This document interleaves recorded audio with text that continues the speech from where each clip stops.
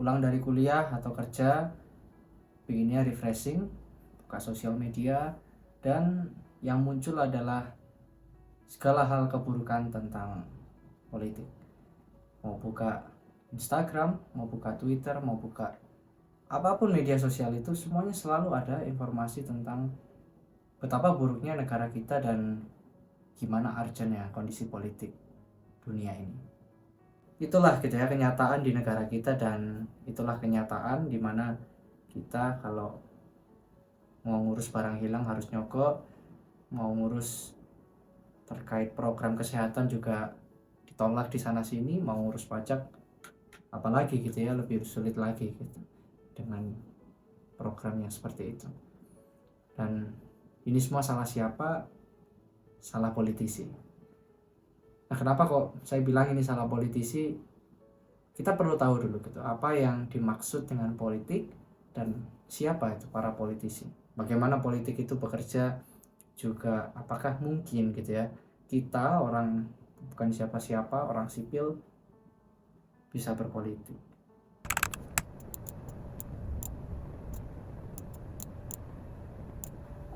Jadi kalau bicara tentang politik itu tidak hanya yang 5 tahun sekali gitu ya, atau yang kita tahu sebagai coblosan pemilu gitu ya, atau yang elektoral. Itu hanya sebagian kecil, ataupun itu juga hanya praktek yang sangat minor gitu ya dalam bicara tentang politik gitu. Nah, politik itu lebih hal-hal yang luas, lebih hal-hal yang sehari-hari, dan politik bicara tentang relasi kuasa. Nah, relasi kuasa ini adalah hubungan antara ada penguasa dan juga yang dikuasai. Misalnya seperti relasi presiden ataupun pemerintah dengan rakyatnya, lalu dengan orang tua dengan anak, bahkan bos dengan karyawan, guru dengan siswa, dan bahkan kita dengan teman kita pun juga termasuk dalam relasi kuasa. Nah, apa yang menjadi kesamaan gitu ya dari hal-hal ataupun contoh-contoh tadi gitu? Mengapa kok hal-hal itu ataupun relasi antara pemerintah dengan rakyat, kita misalnya sebagai anak dengan orang tua, itu disebut sebagai relasi kuasa? Kita perlu tahu bahwa apa yang membedakan antara penguasa dan juga yang dikuasai. Mengapa kok orang itu bisa dalam posisi berkuasa, dan mengapa orang bisa berada di posisi yang dikuasai? Nah, dalam kekuasaan ada setidaknya dua jenis umum ya gitu ya. Jadi memang banyak yang menafsirkan banyak sekali jenis kekuasaan gitu, tapi setidaknya saya ingin pakai dua ini aja. Yang pertama adalah formal, dan yang kedua adalah informal. Yang formal ini merupakan yang dilegalkan melalui institusi. Misalnya presiden itu jadi punya kekuasaan eksekutif. Karena apa? Karena dia dilegalkan gitu ya. Jadi orang yang menjadi presiden masuk dalam institusi pemerintahan, dia langsung punya kuasa eksekutif. Lalu yang kedua adalah informal.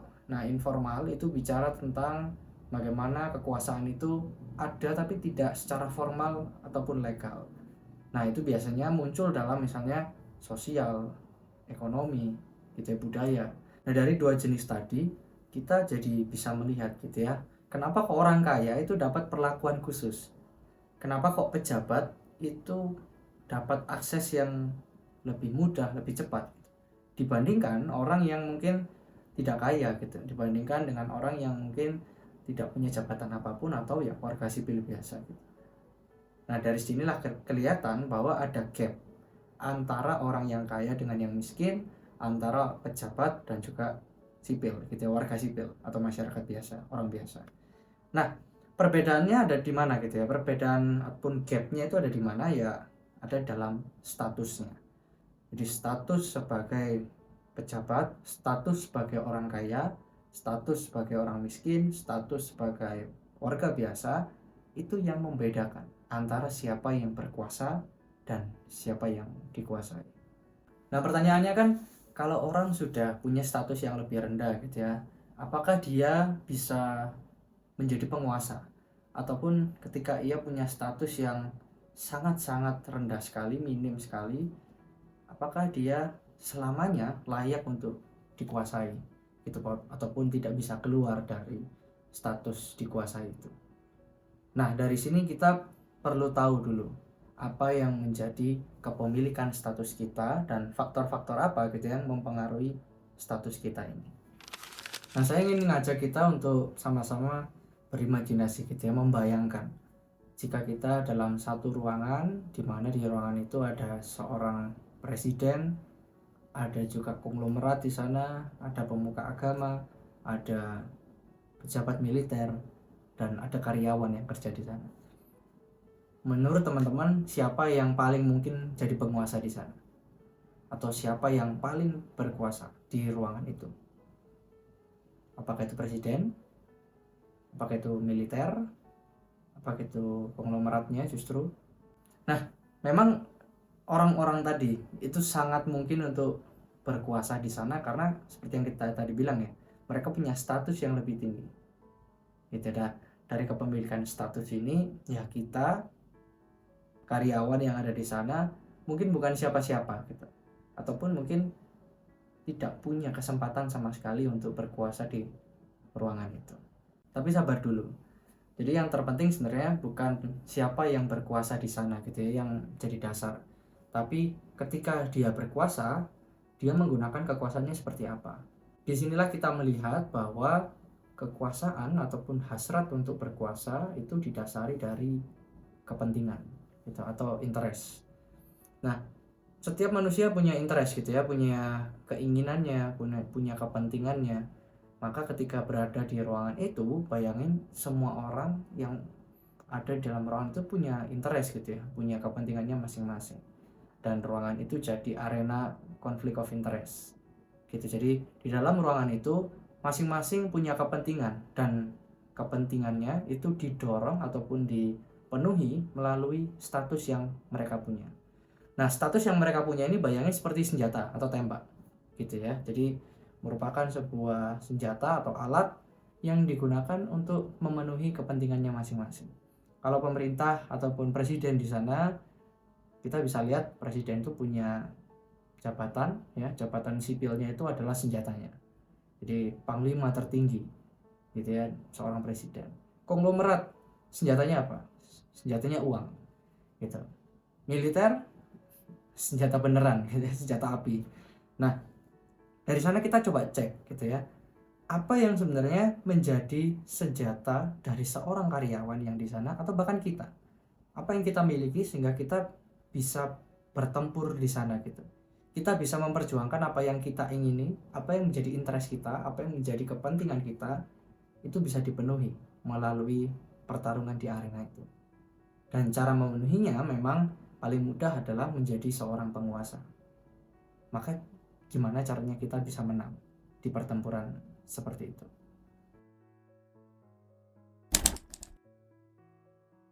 Oke, sekarang kita siapin notes atau kertas buat dicoret-coret. Boleh juga mau pakai gadget. Kita akan bareng-bareng profiling diri kita sendiri dulu. Harapannya adalah melalui profiling ini kita bisa tahu status kita tuh sekarang di mana, sampai mana. Bahkan juga cara ini bisa dipakai buat analisa orang lain juga. Jadi kalau dalam konteks relasi kuasa tadi, kita perlu tahu ini senjata orang ini apa, atau bahkan senjata diri kita sendiri itu apa. Nah, saya terinspirasi dari Pierre Bourdieu gitu ya. Dia ngomong tentang modal. Jadi modal ini ada 4 yang dia susun, yang dia coba kategorikan. Yang pertama adalah ekonomi. Lalu yang kedua ada modal sosial. Lalu yang ketiga ada modal budaya. Yang keempat adalah modal simbolik. Nah, teman-teman bisa nulis seperti ini juga. Pierre Bourdieu memang nggak ngomong langsung tentang identifikasi diri atau profiling seperti yang kita lakukan hari ini gitu. Tapi hal-hal ini bisa membantu kita untuk memahami gitu standing point kita sekarang sedang di mana. Dan ini nggak tetap ya, bisa berubah-ubah, bisa berkembang terus, atau bahkan nantinya bisa juga hilang gitu atau berkurang.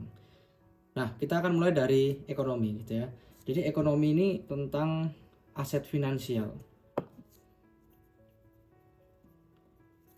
atau juga sumber daya material seperti uang, properti, juga bisa investasi. Nah, coba teman-teman tulis gitu, secara finansial, secara ekonomi, teman-teman punya apa aja gitu untuk saat ini. Misalnya kalian sudah punya kendaraan, sudah punya uang berapa, sudah punya properti atau investasi apa, silakan ditulis gitu.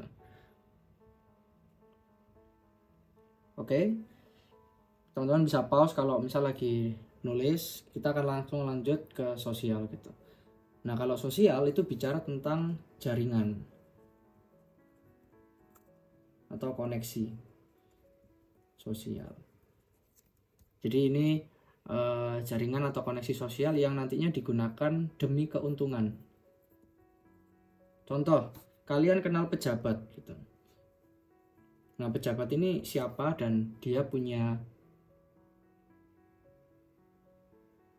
misalnya kalian kenal pejabat. Nah, pejabat ini siapa gitu dan punya kekuatan apa gitu, gampangannya gitu. Atau misalnya kalian masuk dalam komunitas. Juga bisa misalnya kenalan keluarga gitu atau teman. Coba kalian tuliskan gitu, siapa saja yang menurut kalian itu bisa dimanfaatkan gitu ya, gampangannya, untuk dengan aku kenal dia, aku punya modal sosial.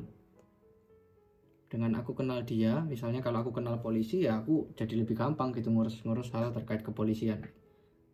Atau ketika aku kenal dokter, aku jadi lebih gampang kalau ada masalah di rumah sakit. Nah, itu adalah modal sosial. Jadi jaringan atau koneksi kita. Lalu yang ketiga, itu adalah modal budaya. Modal budaya ini adalah pengetahuan atau wawasan. Jadi bisa juga modal budaya ini bicara tentang skill gitu ya yang dimiliki. Misalnya seperti kemampuan public speaking. Bisa juga seni yang kita kuasai. Dan berbagai macam gitu ya. Banyak hal. Nah, teman-teman silakan tuliskan gitu. Lalu yang terakhir, dan ini yang jadi pokok pemikirannya Bourdieu, adalah simbolik gitu.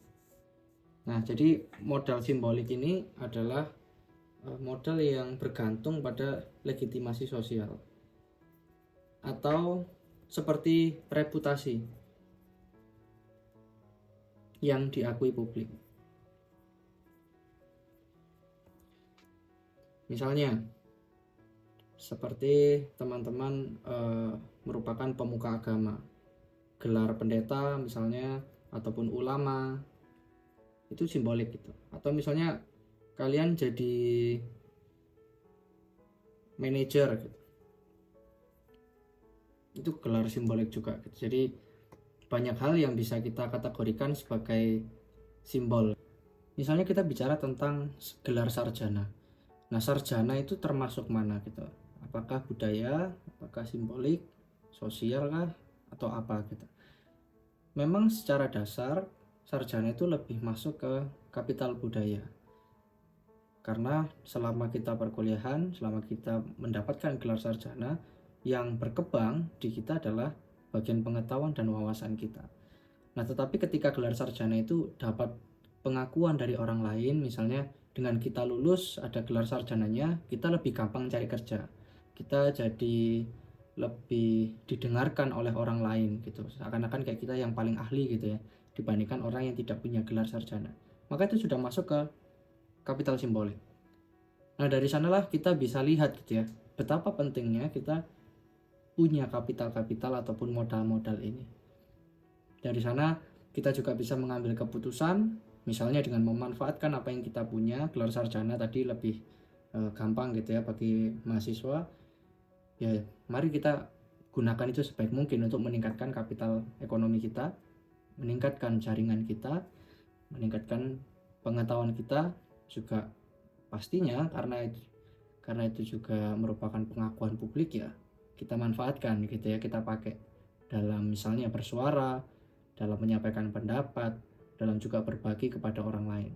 Oke, jadi kalau kita tadi sudah profiling gitu ya, sedikit merasa bahwa saya ternyata punya hal-hal seperti ini yang bisa dimanfaatkan, Ataupun juga ada yang lebih pesimis gitu ya, ternyata saya nggak punya apa-apa gitu di dalam kontestasi ini, bahkan sulit gitu ya menjadikan hal-hal tadi sebagai senjata. Tapi tenang aja teman-teman, bahwa hal-hal itu tetap terus bertambah dan berkembang sejauh juga dengan perkembangan teman-teman. Bagaimana teman-teman harus strategis juga melihat saya ke depan mau apa, mau mengumpulkan modal apa, senjata apa yang akan saya gunakan, dan yang terpenting dalam politik adalah untuk apa. Karena bicara tentang politik itu bukan bicara tentang bagaimana saya harus mengalahkan musuh yang lain gitu ya. Tapi politik itu merupakan keberlangsungan hidup orang banyak. Jadi kalau teman-teman mau menggunakan senjata-senjata itu, mau menggunakan modal yang teman-teman punya, sekali lagi cara lalu tujuan itu perlu dipertimbangkan baik-baik. Dan semua orang pada akhirnya ternyata bisa berpolitik. Berpolitik itu bisa dimulai dari keikutsertaan kita dalam ruang publik. Paling gampang adalah kalau merasa tidak setuju, sampaikan keberatan itu. Kalau merasa ada situasi yang tidak adil bagi temanmu, sampaikan keberatan itu dan perjuangkan haknya dia. Kalau kalian merasa ditindas dengan situasi, ya solusinya bukan pasif dan menyerah. Karena kalau kita memilih untuk pasif, betapa nikmatnya berada di arena tanpa lawan. Kalau kamu adalah seorang karyawan, ya bekerjalah sebaik mungkin. Jangan senurut mungkin. Kalau kamu adalah seorang pelajar, ya belajarlah dan jangan curang. Kalau kamu adalah seorang pemuka agama, ya dewasakan pengikutmu dan jangan dinina-bubukkan. Kalau kamu hanya punya media sosial, kenapa kita nggak pakai itu untuk berbagi hal-hal yang benar?